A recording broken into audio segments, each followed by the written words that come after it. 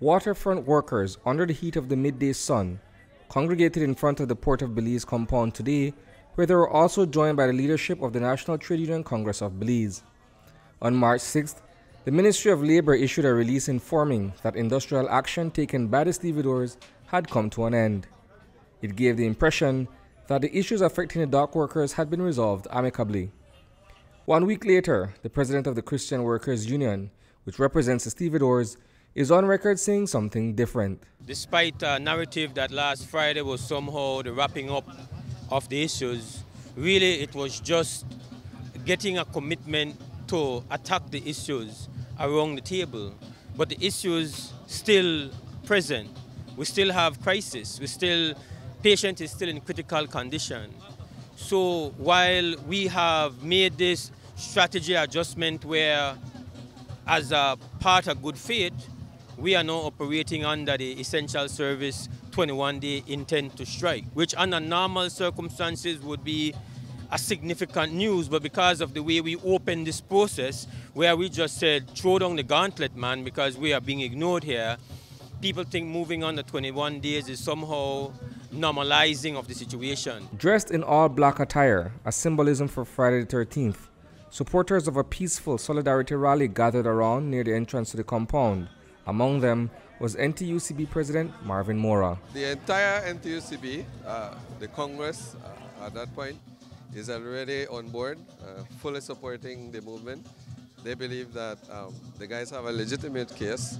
I mean, regardless of what the issues are, having a set of people, a set of workers waiting from 2004 to now to complete a CBA is something that is well beyond us. Yeah, I mean, that is really ridiculous.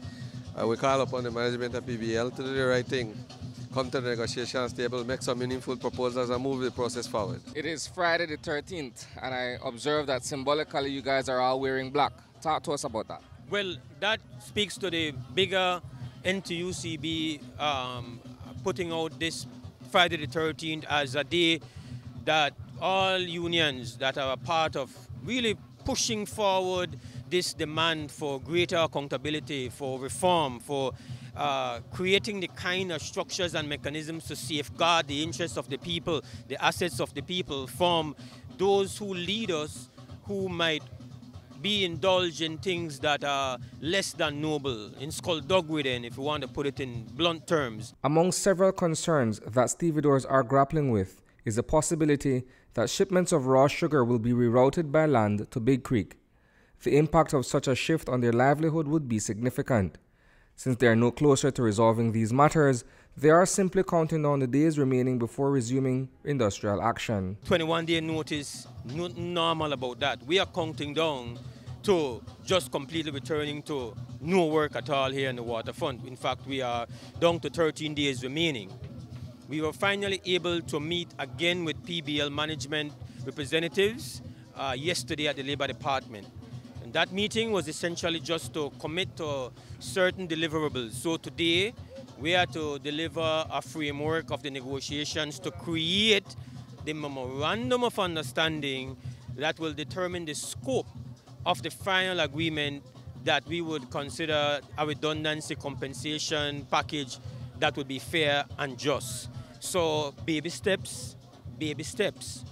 In the meantime though, our brotherhood has never removed themselves from the front line of protest. The Christian Workers Union has served a 21-day notice under the Settlement of Disputes in Essential Services Act and is prepared to return to industrial actions once the negotiations do not proceed accordingly. CWU President Evan Mose-Hyde explains the immediate consequence should ASR decide to take its sugar south. The reality here is that when you are talking about 150 members, 40 of them would essentially be left without employment immediately if ASR decides to go to Big Creek. Of the remaining 150 people, their earnings would be reduced by 40%. When we do the maths, you're looking at a per annum elimination of $5 million. From where? From primarily Belize City. But which part of Belize City? Southside Belize City, grassroots Belize City. $5 million out of the part of the community that can least afford to lose that where we are, socio-economic ravages have basically fractured our society. Reporting for News 5, I am Isani Cayetano.